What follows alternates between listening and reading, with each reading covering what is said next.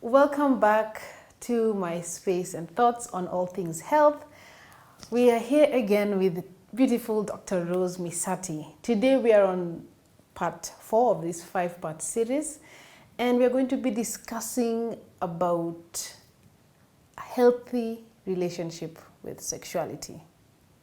You know, many of us have kind of warped, understanding of how to have a proper relationship in that aspect, and today she's going to be guiding us through how that kind of relationship and what it should look like. And oh yes, my name is Nyambura for those who are new here. Karibuni sana. So let's go right ahead. What kind of relationship am I supposed to be having with my sexuality? Good question. Yeah. You're supposed to have a healthy relationship with your sexuality. I've not explained that much. In terms of knowing that sex or your sexuality is a beautiful gift that you have been given to enjoy. Okay? So it's not about something that evokes pain or fear or guilt or shame. Because essentially, that is what many people feel or what they experience. Now, a lot of us, can I almost say almost all of us, we were raised whereby the sex word was hush hush. So what we saw in terms of whatever happened in our families, maybe some of us were sexually abused or somebody else, you knew somebody else who was abused. The words that were used to us when we were being taught sexuality education, it was about semi-threats. You're told you'll get pregnant, put your legs together, especially for girls. It was about semi-threats. And we never, some of us even saw the sexual aspect of the relationship between our parents. We never saw that. We saw them paying school fees, disciplining us, cooking for us, whatever. So the first time we were exposed to a romantic sexual relationship was in the wrong way. Maybe it was movies, maybe it was pornography, maybe it was in a club, somewhere, magazines. In magazines, the adult magazines and what have you. So we never really knew that there's a beautiful, healthy, natural, holy, and even consensual aspect of a sexual relationship. So it would, and even what we read, the way in which we read it, it was portrayed as a way of objectifying people. People are objects to meet the sexual needs of another. So you will find for that reason or for those reasons, many of us grew up really not understanding the proper context of sex. So we struggle even with our bodies. And I can tell you for some of us, by the time we are getting to puberty and our bodies are developing in a certain way, we learn to hide. You would hide your developing, walk you like even this. walk like this, you even wear baggy clothes. And then even when people are commenting, they are commenting in a very negative way regarding your body that is blossoming. And sadly, there are some girls who tell me that when they had the first periods, they were beaten. Imagine, they were beaten thoroughly. Beaten by? I'm telling you, by their parents, by their mother. And they are like, what have I done? Excuse so later, me, beaten? She was beaten. Why? So this girl, when she went back later to have a conversation with the mom said she had her own unresolved issues. And for her, there was the fear that my girl now can get pregnant. So she was acting out the fear. I know it sounds very twisted and very sick.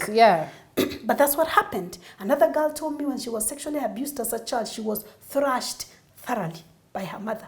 What were you doing? You called it upon yourself. So because of that, we were victimized, we were threatened, we were scared.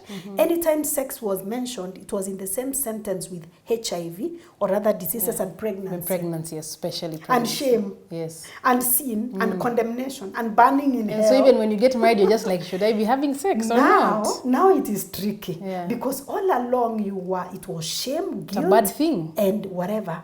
Then you get married, you're supposed to switch on. In a day. Because it's married in the morning, in the evening. Then in the evening, switch on. How? Yeah. Let me tell you something that people don't know, and I'm sure Christians will find this problematic. I have encountered, I have worked with so many people who are married as virgins, sexually pure, but they are really struggling in that area of sexuality in their marriages.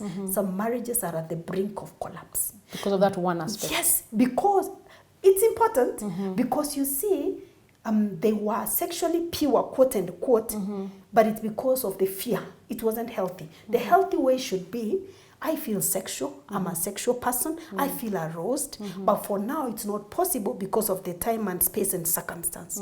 So at the right time, I will enjoy this. You know, it's like when you're fasting.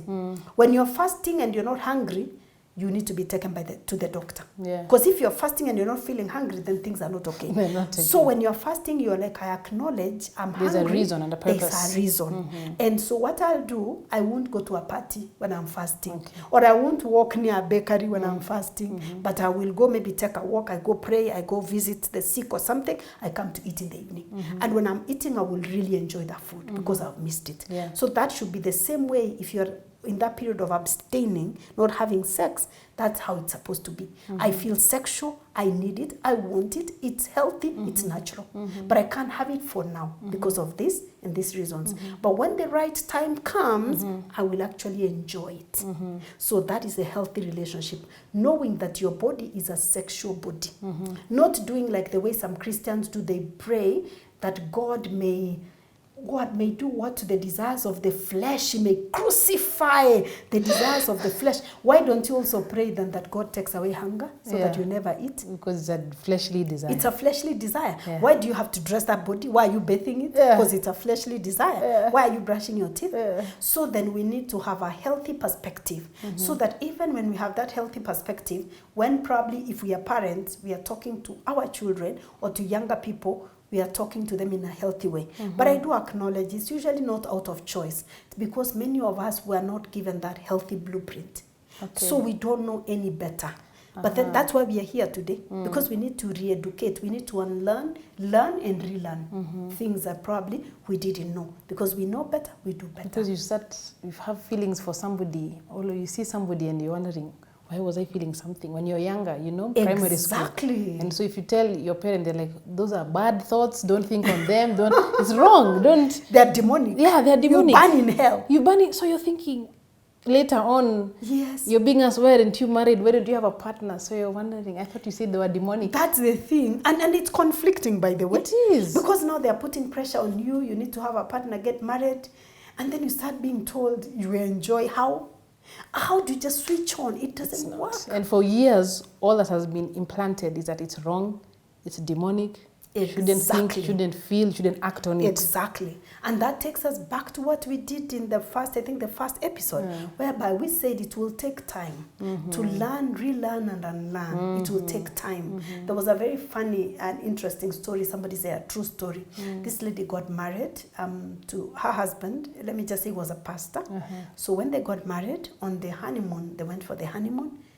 That wedding night, the husband comes to bed in jeans and a t-shirt and fully dressed. And he just sleeps on the edge of the bed. Wow. And then she was like, what? I mean, and then she removes her clothes and he covers his eyes. And that night they just slept. It's a true story? A true story. I'm not kidding. I kid you not. She shared the story. But the story ended well. So she would try to reach out to him and he's almost falling on the edge of the bed. He was the man. So the following day she just removes her clothes and says, massage me, please. And he's massaging her when he's looking aside. Anyway, slowly by slowly the story ended well. So he trained him. So it's not just he must have grown up being told it is wrong. Fleshly desires. You should not have this feeling. Yes, you should not have that feeling. That's the word. So our feelings are condemned and yet we are feeling this way. You should see how many times children are ostracized and stigmatized and even ashamed and embarrassed because of writing letters, because of having feelings in a certain way. Instead of being guided that these feelings are real, these feelings are natural, they are normal. You are normal. In fact, I tell people that every time my children have their first crush, I celebrate. I always tell them to share with me. They are teenagers now.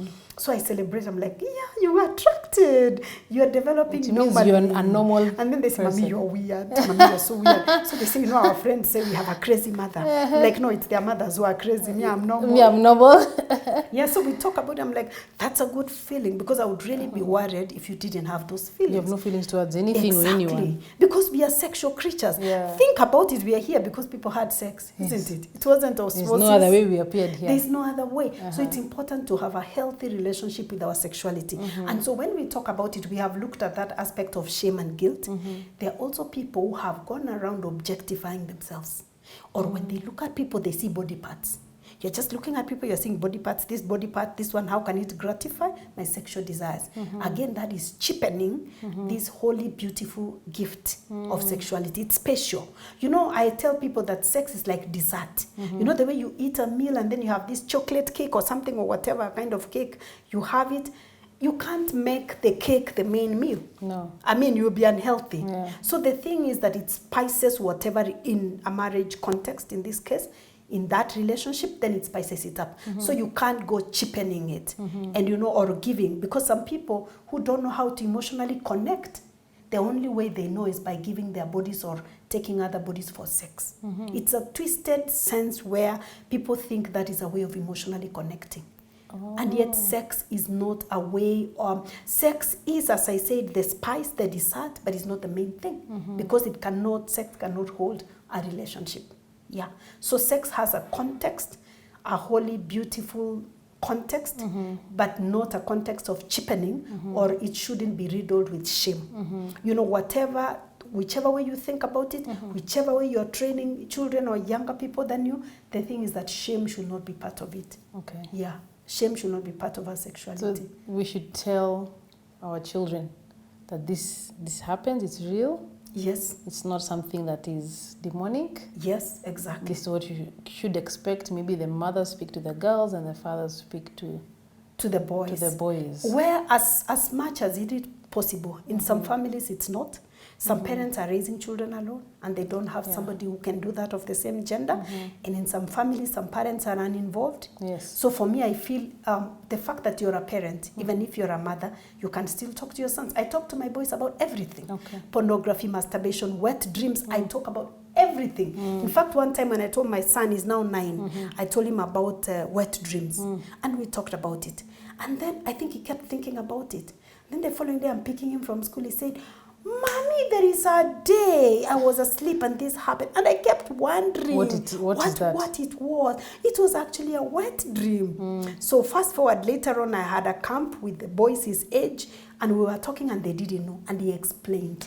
And I asked him, how did you know? He said, Mommy, you've taught me these things. And there was no shame. He was just talking. He said, it happens. And he described it and I was very happy. Because also for young men, they get erect from a very young age. Actually, and it's normal, and they should. They should get erections. So you need to make your child aware so that they don't think that there's something demonic or evil about it. You need to prepare them so that, you know, because some of them condemn themselves. They think, what have I done? What is this happening? So that's the point that I was saying. As long as you're a parent, talk to your child. You don't have to wait for the parent of the same gender. Because I ask people, some of us have been delivered by a gynecologist who is male. How did he know female anatomy? How did he know? He went to school and he learned. Exactly. He was taught. Yes, he was taught. So you can also teach yourself. You don't have to have a male body to talk to a male child. You don't have to have a female body to talk to a female child. Yeah.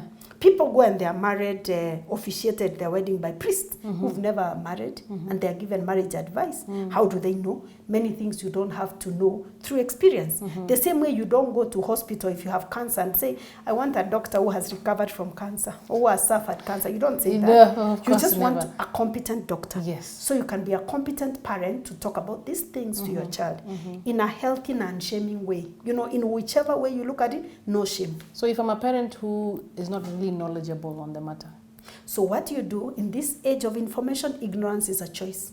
How do you know how to use your phone? You know how to go WhatsApp and everything. But then when it comes to this knowledge, you're like, you don't know. There's knowledge at the click of a button. There's knowledge everywhere. So equip yourself. The bit that I want to say is that if you realize that you're having guilt, you're having shame, at that point, I think what you need to do, you need to heal. From the things you saw, the things you heard, and the things that were taught to you, and the things that you read. Because if you're ashamed, or if you haven't come face to face, accepted your own sexuality, it becomes very difficult when we say, do it without shame. Yeah. You may need somebody to walk you through the source of shame. Then it will be easier for you now to pass a message of no shame to your children. Yeah. So should we feel, condemn ourselves, feel guilty if we are feeling sexual? No. It's healthy. We need to thank God and be grateful and say, oh, thank God I'm feeling sexual, I'm feeling aroused. But then I need to control these desires until the right time, especially if you're in that space where you're not able to have sex, or if you're in a a union where you can have sex, then you need to ask for your sexual needs to be met by your partner.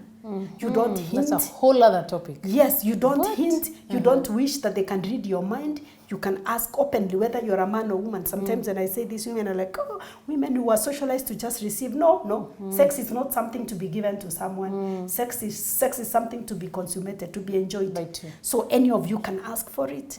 Yeah, that's it.